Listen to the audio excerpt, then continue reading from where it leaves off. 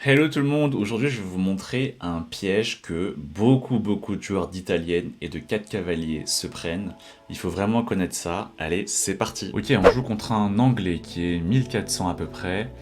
Il joue E4, ce sur quoi on va jouer E5 pour prendre le centre. Ok, il continue avec cavalier F3, logique, il développe une pièce, il attaque E5, je vais jouer cavalier C6 pour développer une pièce et aussi défendre 5. Et il joue ici fou C4, c'est l'italienne. Sur l'italienne, je recommande ici le coup cavalier F6 qui développe une pièce et attaque le pion E4. Il joue cavalier C3 et ici, c'est un coup qui est plutôt douteux. On transpose dans la 4 cavaliers et il faut savoir que cette ligne est mauvaise pour les blancs et pour une raison tactique qu'il faut connaître. C'est extrêmement thématique. Le problème ici, c'est cavalier prend E4. En fait, si mon adversaire remange mon cavalier, ensuite je fais fourchette en D5. On va le voir ensuite à l'analyse. Du coup, mon adversaire s'est dit justement que sur cavalier prend E4, il y aurait D5, et fourchette, j'aurais remangé la pièce que j'ai sacrifiée, et en plus, après, j'aurais eu le centre et la paire de fous. Donc c'est pour ça que mon adversaire s'est dit, bon, étant donné que sur cavalier prend E4, il y a D5, et finalement je vais perdre le fou C4, autant donner mon fou en desperado, et donc c'est pour ça qu'il joue fou prend F7. Son idée, c'est que comme ça, quand je reprends son fou, il va pouvoir reprendre librement mon cavalier, et il aura donné son fou en échange d'un pion en plus. Mais le problème de cette ligne, c'est que c'est encore plus mauvais pour les blancs de jouer fou prend F7. Pourquoi? Parce que je joue D5, et désormais j'ai tout le centre, j'ai également la paire de fous.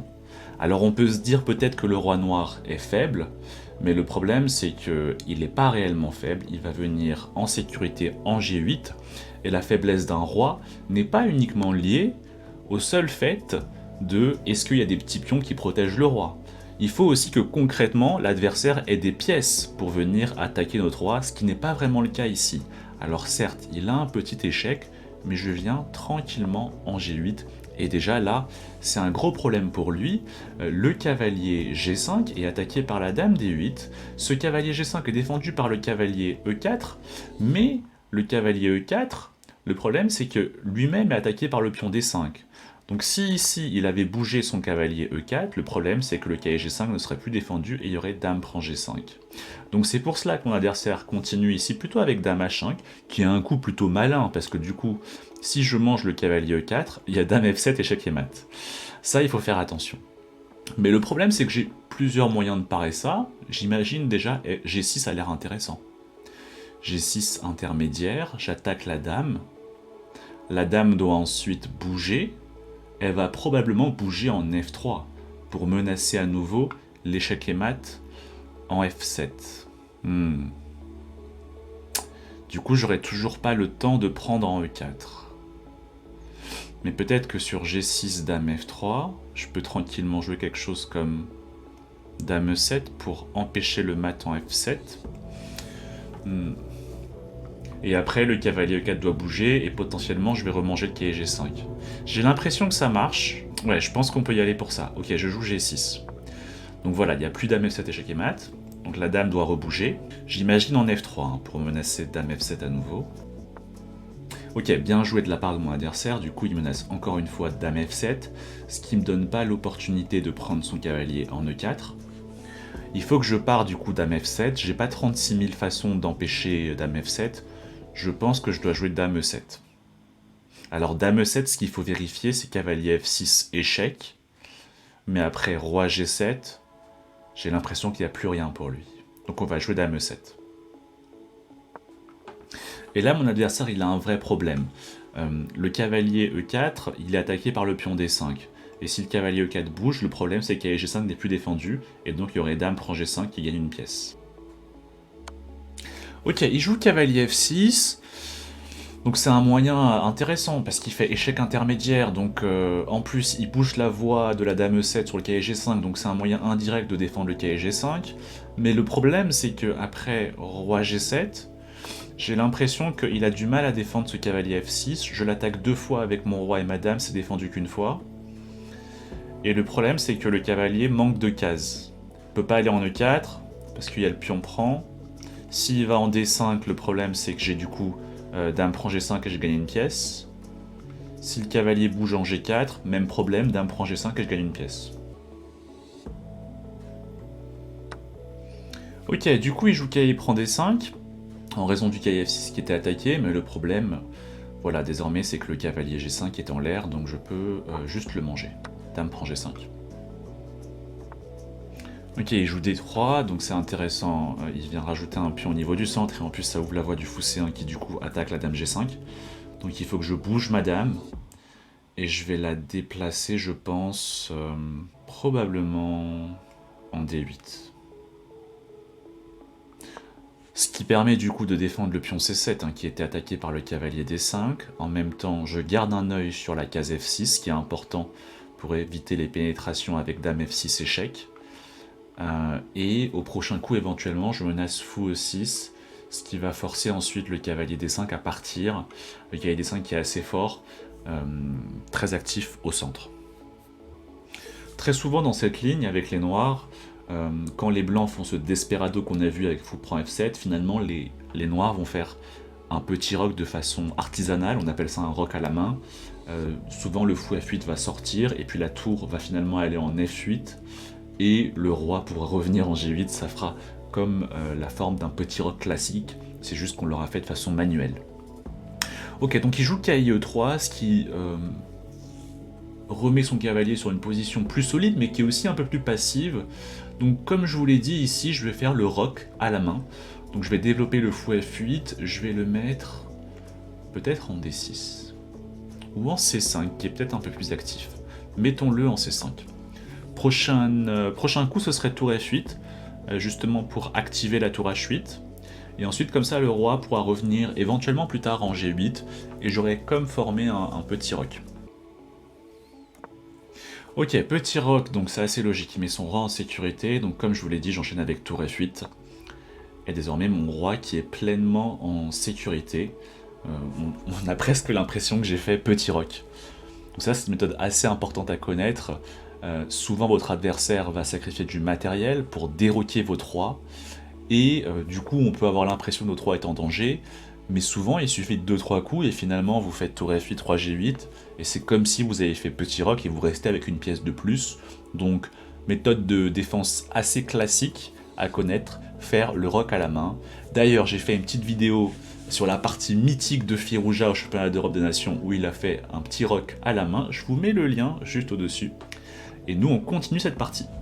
Ok, dame G3, logique. Sa dame est attaquée, donc il le déplace. Et on va continuer avec quelque chose comme dame F6. Dame F6, je suis pas sûr. Peut-être il y a cavalier D5 qui attaque la dame, mais j'aurai dame F7. Ça va. Ok, je vais jouer dame F6. Mon idée dame F6, c'est juste développer la dame. Et aussi, je voudrais défendre le pion E5 pour pouvoir faire cavalier D4 sans me prendre dame prend E5. Et l'idée derrière cavalier D4, elle est assez vicieuse. C'est de faire la fourchette royale cavalier E2 qui gagnerait la dame.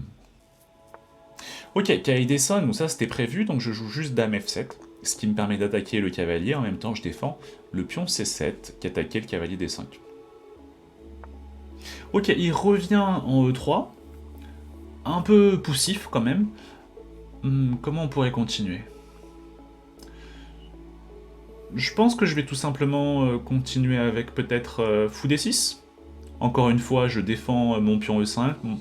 Mon idée ensuite, c'est cavalier D4. Le cavalier sera très fort en D4 et je menacerai, comme je vous l'ai dit, la fourchette royale. Ok, donc il joue dame G5. Intéressant. Je vais peut-être ici continuer avec un coup de développement normal, comme fou E6. Le fou qui est fort ici et qui domine le cavalier blanc, il domine toutes ces cases. Et aussi, ça va permettre ensuite de ramener la tour A8 en jeu, potentiellement en D8 sur la colonne semi-ouverte, ou bien en E8. Ok, il joue cavalier G4. Alors là, il faut que je fasse attention, il peut y avoir des thèmes un peu tactiques, avec des dames H6, etc. Je pense que je vais tout simplement prendre en G4. Ça permet de réduire la pression, et puis je vous rappelle que j'ai une pièce de plus, donc souvent c'est une bonne technique que d'échanger toutes les pièces. lorsque vous avez une pièce de plus nette sans compensation, parce que ça permet de réduire le contre-jeu et vous vous rapprochez d'une finale où vous resterez juste avec une pièce de plus, ce qui est du coup très facile à gagner. Ok, je vais continuer avec peut-être tour AE8, juste pour ramener la tour en jeu sur la colonne E, éventuellement une poussée E4 qui peut ensuite arriver. Ok, Dame H4 c'est intéressant, il menace ici la tactique Fou H6 et ensuite échec qui gagnerait la tour F8. Donc je vais juste... Le problème c'est que si je joue Roi G8, il y a quand même Fou H6 et finalement la tour F8 qui est menacée et qui est enfermée. Sauf que j'ai l'impression d'avoir un coup intermédiaire. Regardez, Roi G8, il va faire Fou H6, et en fait je fais Dame F6. Il n'a pas le temps de prendre la tour parce que je prendrai sa dame. Et si il prend ma dame, tour prend F6 et finalement il n'a pas gagné ma tour. Je pense qu'il n'a pas vu cette tactique, cette pointe. Donc on va faire Roi G8. Je l'incite à faire Fou H6. Je pense qu'il pense probablement qu'il gagne ici la qualité avec Fou H6. Mais j'ai une surprise en stock, ouais. Donc comme prévu, il joue Fou H6, pensant gagner la qualité. Sauf que j'ai mon coup intermédiaire Dame F6, vous voyez. Ah, Dame F6. En fait, s'il prend la dame, du coup, je peux reprendre de la tour. Et ma tour n'est plus enfermée, je perds pas ma tour. Et il n'a pas le temps de prendre la tour parce que je prends sa dame. Après, je me rends compte que j'ai raté un coup qui est Dame C4 échec. Ah non, Dame C4 échec, ça va. Parce qu'en fait, je peux juste faire tour F7. Et finalement, je sauve ma tour. Donc ça, c'est un thème important aux échecs. Hein. Le coup intermédiaire, vous voyez ici, ce coup intermédiaire Dame F6 change tout. Et au final, la tour F8 n'est pas en l'air. Ok, du coup, je peux faire tour F7. Donc c'est un thème assez important à travailler, les coups intermédiaires. Ce que je peux vous recommander pour le travailler, c'est une méthode de calcul, en fait, les coups intermédiaires, et le livre de Jacob Haggard, qui s'appelle Grandmaster Series, Calculation, est un très bon bouquin pour travailler justement les coups intermédiaires. Vous avez pas mal d'exercices sur ça, je vous mets le lien dans la description. Ok, F4, j'ai l'impression que ça perd un pion net, parce que j'attaque le pion ni plus ni moins que 4 fois, il est défendu que 3 fois. Donc je vais me faire plaisir en prenant tout simplement le pion F4 et en plus la colonne E qui est désormais ouverte pour ma tour E8. Ok, fou F4, bah, j'ai l'impression qu'il perd juste un pion là, parce que j'attaque 3 fois, c'est défendu que 2 fois, donc j'y vais, hein, fou prend F4. 2 pièces de plus maintenant. Ok, mon adversaire qui m'a rapidement donné une pièce puis 2 pièces de plus, donc je vous propose de passer directement ici à la position finale où j'ai 2 pièces de plus sans compensation. Mon adversaire ici qui a abandonné et petit bilan de la partie. À votre avis, c'est quoi le score de précision? Ok, du coup, au niveau de la partie, on est à un score de précision de 79. Et mon adversaire qui était à 71, plutôt bien joué, sauf ce moment là où apparemment j'ai fait une grosse erreur, Dame E7 qui ne serait pas bon. Alors pourquoi? On peut checker ça. Fou F5 était une bien meilleure façon d'empêcher Dame F7. Et pourquoi Dame E7 qui n'est pas bon? Le problème de Dame E7, ah j'ai manqué ce coup qui n'est pas facile à voir en réalité. Il y a Dame B3 et en fait le pion D5 est cloué et ça permet à mon adversaire de conserver sa pièce. Si je continue par exemple avec Fou E6, le problème c'est Dame prend B7 et tout d'un coup le KIC 6 et la tour A8 qui est attaquée. Au final, comment je défends D5? C'est pas évident. Si je joue quelque chose comme Dame D8, il y a encore une fois Dame prend D5, c'est magnifique. Et en fait ici il y a le thème de la fourchette. Mon adversaire qui récupère finalement sa dame en ayant gagné un pion au passage. Donc Dame E7, imprécision. J'ai manqué ce coup magnifique Dame B3. Mais sinon, globalement, la partie qui est plutôt bien jouée, souvent avec un gros avantage. Et surtout, on va revenir ensemble sur l'ouverture. C'est ce qui nous intéresse aujourd'hui. Et donc, ok, après E4, E5, KIE F3, KIE C6, Fou C4. Ici, contre l'italienne, je recommande cavalier F6. Alors là, il y a plusieurs lignes à connaître. Il y a la ligne dangereuse cavalier G5 qui attaque 2 fois, vous voyez, le pion F7, ce sur quoi il faut connaître ici le coup, c'est D5 et après E prend D5. Vous avez deux possibilités, cavalier A5 ou bien B5. C'est des lignes qu'il faut quand même bien connaître un peu par cœur. Mais c'est pas l'objet du jour. L'objet du jour, c'est quand les blancs jouent cavalier C3, ce que pas mal de joueurs font pour défendre le pion E4. Et ici, en réalité, on transpose dans la 4 cavalier. Cette position, on pourrait l'obtenir d'une autre façon, et pas forcément de l'italienne, je vous montre. E4, E5, cavalier F3, cavalier C6, et en fait ici, les blancs peuvent commencer avec cavalier C3, et on joue cavalier F6, et ici c'est ce qu'on appelle l'ouverture 4 cavaliers. Et dans cette position, les blancs peuvent également jouer fou C4, et au final vous voyez, on retrouve la même position que l'on a eu dans la partie via l'italienne, on a transposé. Et ce qu'il faut du coup retenir contre cette ligne, c'est qu'elle est mauvaise déjà, et il y a un coup qu'il faut connaître, comme je vous l'ai montré dans la partie, le bon coup, c'est cavalier prend E4. Alors très souvent, je vois des joueurs qui connaissent pas ce coup et qui développent naturellement avec fou C5. C'est pas un mauvais coup, hein, c'est tout à fait honnête, vous voyez l'évaluation plus ou moins égale, mais ici, il y a beaucoup plus fort, c'est cavalier prend E4, vous voyez le deuxième coup le plus joué, et les scores pour les noirs sont juste incroyables. Cavalier prend E4, déjà l'ordinateur qui met une stricte égalité. Alors, mon adversaire qui a fait fou prend F7, s'il avait joué cavalier prend E4, j'aurais continué avec D5. Et en fait, je récupère ma pièce que j'ai temporairement sacrifiée. Ici, il doit continuer avec fou D3. S'il fait fou prend D5, je fais tout simplement dame prend D5. J'ai le centre avec un pion de plus dans le carré magique et j'ai la paire de fou. Donc ici, un bel avantage. Vous voyez déjà moins 1 et quelques. Et s'il fait fou D3, je fais tout simplement D prend E4, fou prend E4, et ensuite un développement comme fou D6, et c'est une position qui est déjà totalement égale, peut-être même plus agréable à jouer pour les noirs, parce que j'ai un peu plus d'espace avec un pion de plus au centre, et je vais continuer mon développement avec petit roc assez tranquillement. Mon adversaire qui du coup a continué plutôt avec fou prend F7, hein, qui est aussi un coup que pas mal de joueurs jouent, vous voyez c'est le troisième coup le plus joué. Ça peut sembler logique de déroquer, mais en réalité, après roi prend F7, cavalier prend E4, D5, l'inconvénient de cette ligne pour les blancs, c'est que les noirs, ils ont totalement tout le centre. Et mon adversaire qui a joué cavalier FG5, qui est pas un très bon coup, vous voyez c'est déjà moins 3, parce qu'en fait, le problème c'est que le cavalier G5 est instable, et son défenseur cavalier E4 est attaqué par le pion D5. Donc en général, les blancs qui vont plutôt pas faire cavalier FG5, mais cavalier EG5. Et là pareil, on fait roi G8, et le problème c'est que vous allez continuer probablement avec un coup comme D3, mais ici on vire le cavalier G5 avec H6, il doit repartir en H3, on fait fou D6, et là c'est une position qui est magnifique pour les noirs, on a tout le centre, deux pions au centre, plus la paire de fous.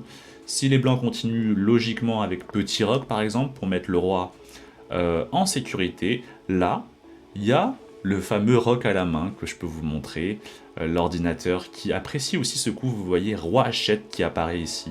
L'idée de roi H7 c'est quoi? C'est qu'après on va faire tour F8, et ensuite remettre le roi en G8, et finalement on aura roqué de façon manuelle. Et une position qui est juste extrêmement ici agréable pour les noirs. Et voilà, maintenant vous connaissez cette astuce, hein. Souvent quand les blancs vont faire ce cavalier C3, fou C4, vous avez souvent ce thème de cavalier prend E4, et si cavalier prend E4, vous faites D5. Voilà, un plan important dans l'italienne, et il y a un autre plan qui est extrêmement typique dans l'italienne qu'il faut absolument connaître, qui marche pour les blancs et pour les noirs. Je vous mets le petit lien de la vidéo, et puis nous on se retrouve bientôt pour une prochaine vidéo. Ciao ciao!